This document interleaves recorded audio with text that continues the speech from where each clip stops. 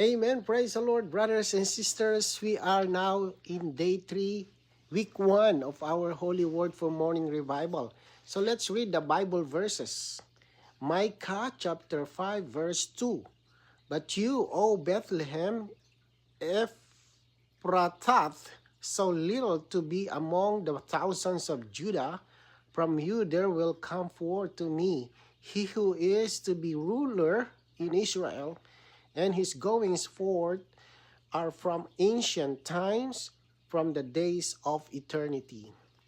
Matthew 2:10, and when they saw the star, they rejoiced exceedingly with great joy. So Micah 5:2, we see something very precious, deep. Bethlehem was little, small, insignificant among the thousands of Judah. Yet from the small place, yet from the small place would come forth a ruler. Not just any ruler, but one who's going forth are from eternity. So this means that the one born in Bethlehem is not merely a man in time, right? He is eternal. His origin is from the days of eternity. This shows us that the all-inclusive Christ, the one who is both eternal God and the born in time man. Small in appearance, yet eternal in being.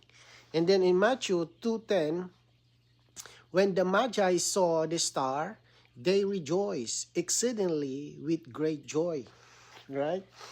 Notice this. When religion was troubled, the seekers were rejoicing. The same Christ produces two different reactions, right? Trouble to religion, then exceeding joy to seekers. If our heart is seeking, His appearing brings joy. If our heart is religious, His appearing may disturb us. Right? So let's read the paragraphs. When the Magi arrived in Jerusalem, Herod was troubled. See? Troubled. And all Jerusalem with him. Why was all Jerusalem troubled at the birth of the one for whom they were waiting? Yeah. This is religion. I am afraid that many who are seemingly for the Lord's return will be troubled by His coming. So the people in Jerusalem were supposedly waiting for the Messiah. They prayed for Him. They expected Him. Yet, when He was born, they were troubled. And why? Why? Because religion often wants prophecy, but not fulfillment. Religion wants teaching, right? But not the living Christ, disrupting its system. So according to what we read, this is religion. Outwardly waiting, but inwardly not ready. So the word is even more serious. Some say they are waiting for the Lord's return may actually be troubled when He truly comes. Why would someone be troubled? Right? Because His coming exposes our condition. It shakes our position. It rearranges our system. Imagine if the Lord comes today and if you are not ready, if you are in religion, you will be troubled. But those who are seekers, lovers of the Lord's appearing, of His coming, maybe for His second coming, they are not troubled. In fact, they love that the Lord would come back. Right? So, the Magi, the difference is Magi rejoice. And the religion, which is the Jerusalem, that time, was troubled. And this reveals what is our heart, or reveals our heart. Right, so next paragraph. Then Herod called the chief priests and scribes of the people together and inquired of them where the Christ was to be born. The scribes were those among the people who had doctor's degrees in theology. Immediately they answered, Bethlehem. They gave him the right book, the right chapter, and the right verse. They quoted Micah 5:2. But did any one of them go to Bethlehem? Not one. They were troubled by the news, but no one cared to go and see what had happened. So they had the right book, the right chapter, the right verse. They could quote Micah 5:2 accurately. They had theological knowledge. They had training. They had, in fact, degrees. But none of them went to Bethlehem. So this shows us something serious. It is possible to know the prophecy but not seek the person. It is possible to explain Christ to people. Say, this is Christ, but not pursue him. Bethlehem was only a short distance, from the Jerusalem. It would not have been difficult to go, but they were satisfied with knowledge. That's why until now they are still waiting for Christ. If you search for the religion today, you go to Israel, they're still waiting for the Messiah. So, the Magi traveled a long distance to follow the star. The scribes would not travel a few miles to see Christ. So this exposes religion versus living seeking. The all-inclusive Christ does not want merely correct doctrine. He desires seeking hearts that will move toward him. Right? Praise the Lord. So let's read today's reading. Then the Magi left Jerusalem, and behold, the star which they saw at its rising led them. When they saw the star, they rejoiced exceedingly with great joy.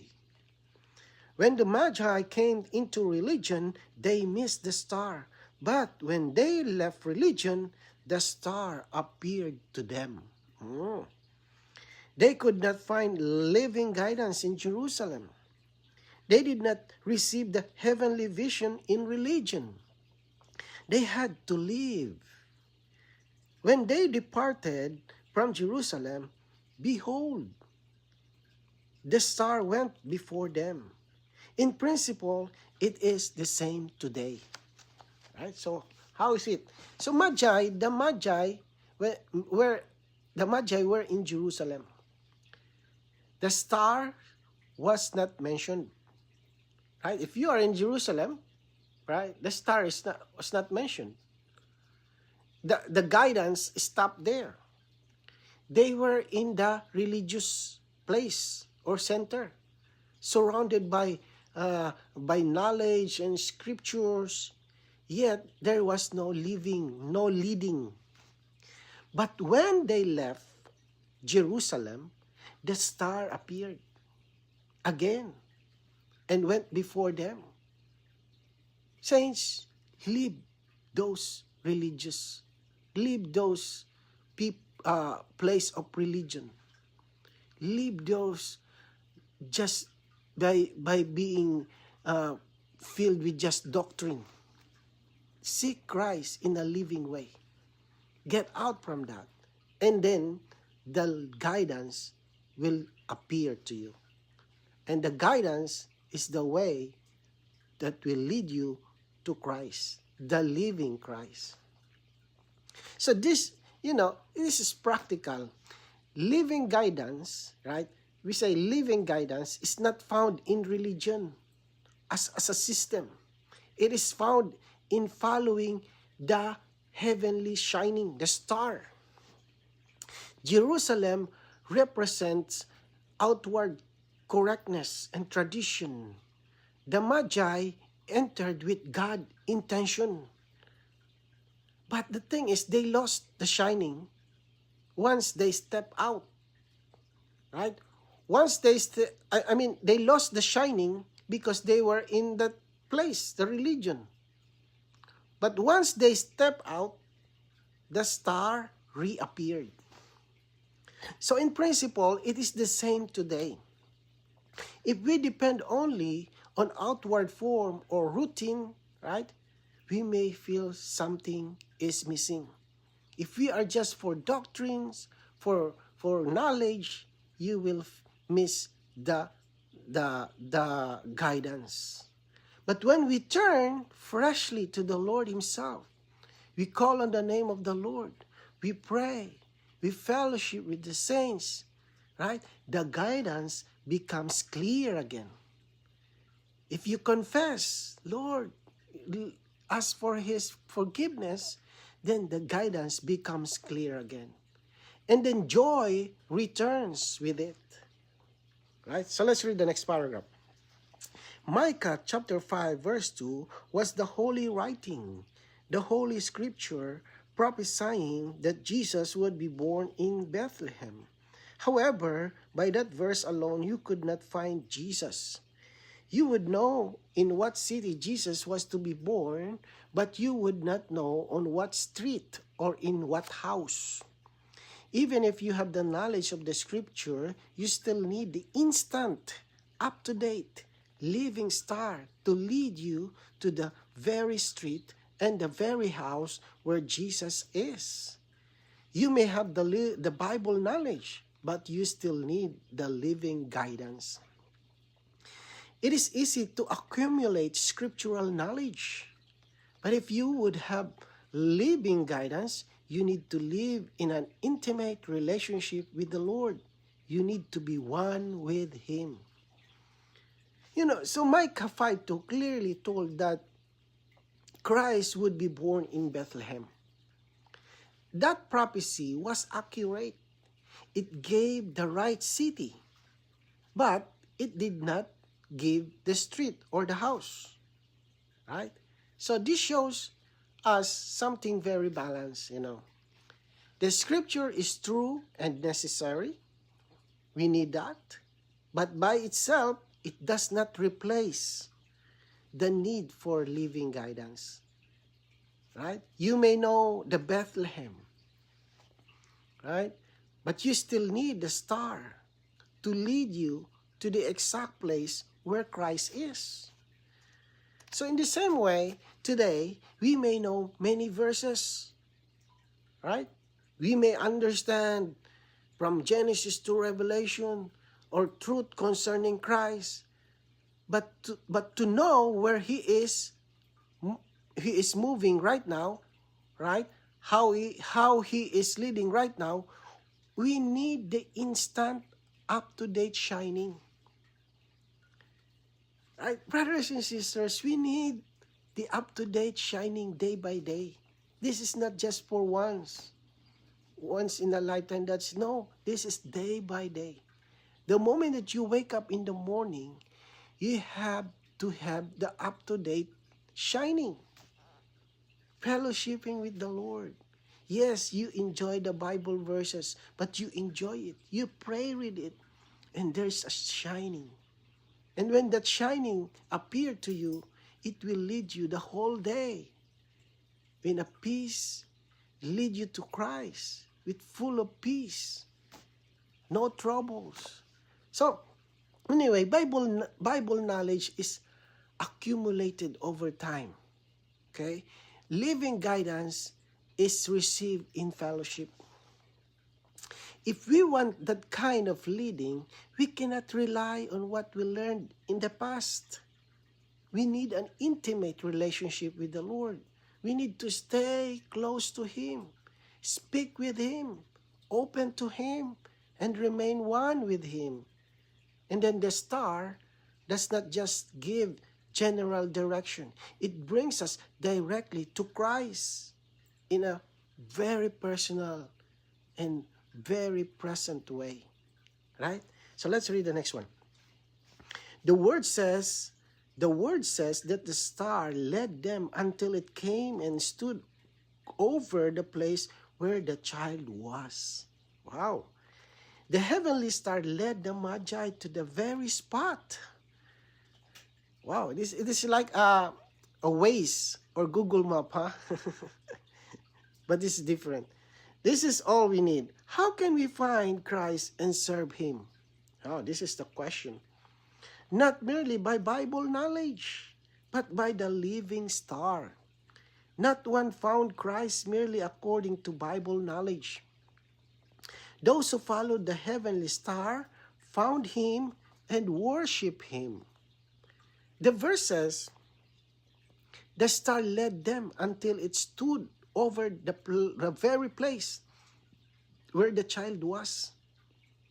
Jesus, where Jesus was born. That means the guidance was precise. Right? It was not general. You know what I mean? It's not, oh, it's there, that Jesus will born there. No. It's very precise where it is located. It did not just bring them near, right? It brought them exactly to Christ. And this is what we need today. Day by day, this is what we need. That every day we need to be directly, exactly the right spot, which is the spot of where Jesus is. The question is not only how to understand Christ, but how to find Him, right? And serve Him, right? And give some gifts to Him, right? That show that we love His appearing. You know, the answer is very clear. Not merely by Bible knowledge. Yes, we need Bible knowledge, but we need also, but the knowledge, but by the living star, right? So Bible knowledge can tell us many things about Christ. You just read it in the Bible. But the living star brings us to Him in reality. It leads us step by step until we arrive the very place where He is. And notice the result. Those who followed the star found Him and then worship Him, right? And the Magi give some gifts, right? So because they love what they saw, right?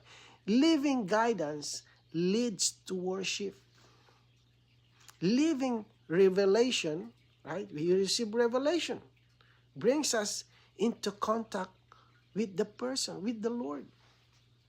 If we remain under the heavenly shining, it will not just give us information. It will bring us to Christ Himself so that we may enjoy Him and serve Him, right? In a real way. Right, let's read the next one. Do we need the knowledge of the Scriptures? Oh, of course, we do. It helps. But there is a condition. The living, instant guidance, the guidance of this very moment to lead us to the very spot where Jesus is indispensable. Without this living guidance, we may know the Bible, but we may not be able to arrive where Jesus is. It is the living guidance that brings us to Jesus so that we may worship Him and offer our gifts to Him. That's what I just mentioned, gifts to Him, right? So yes, we need the knowledge of the Scriptures, right?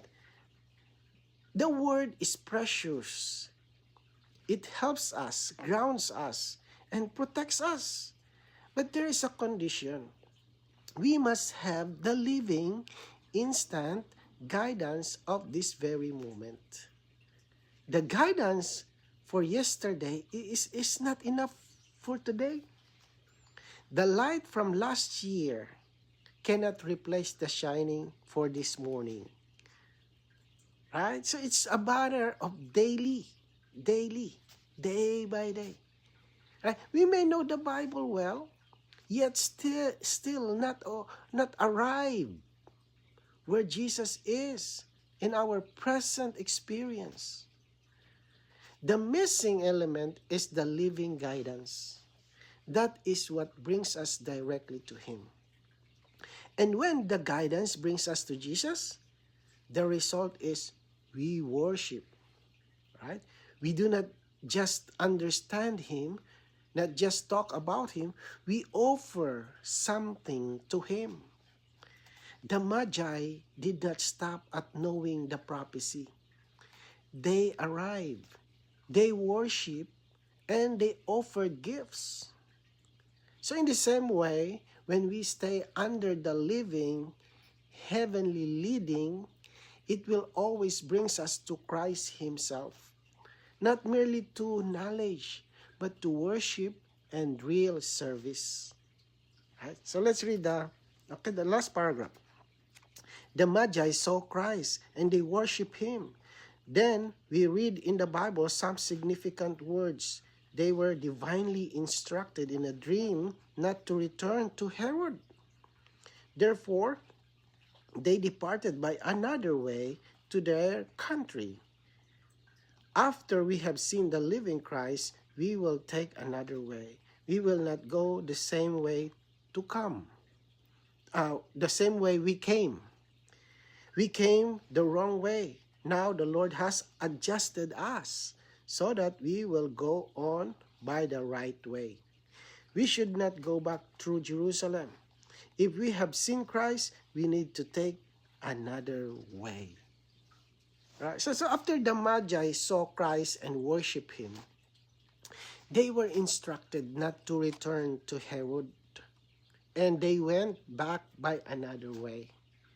So seeing Christ always brings a change in direction. Before they passed through Jerusalem, right? That is through reasoning and religion. That's what we meant that time Jerusalem is.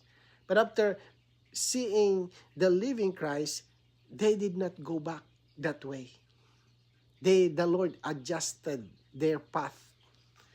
So when Christ becomes real to us, okay, something within changes. We cannot continue exactly as before. Our direction, our decision, even our inward sense begins to shift. It is being adjusted, right?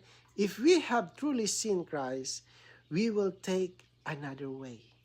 A way according to His living guidance, not according to our former path. He said, that path is old. Now I'm giving you the new path. This path will bring you to me. The path before is a path is not a path for you to go back again. I give you a new path. So anyway, Lord Jesus, let's pray. Lord Jesus, grant us, Lord, the living instant guidance, like to find you and worship you, Lord. Lord, keep us, Lord, under your shining, your heavenly shining, Lord, and lead us always by another way according to yourself. Amen. Praise the Lord.